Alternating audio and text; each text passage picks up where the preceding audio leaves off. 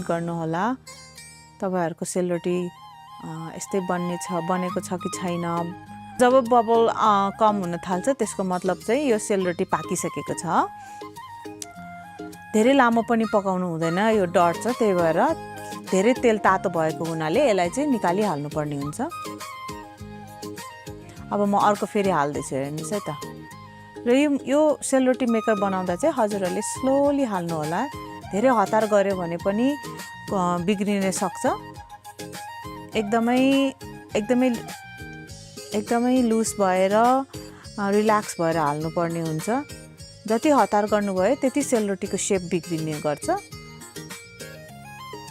तेल चाहिँ मजाले तातेको हुनुपर्छ है साथीहरु, हेर्नुस् है त। फुलिन चाहिँ मजाले फुलिएको छ।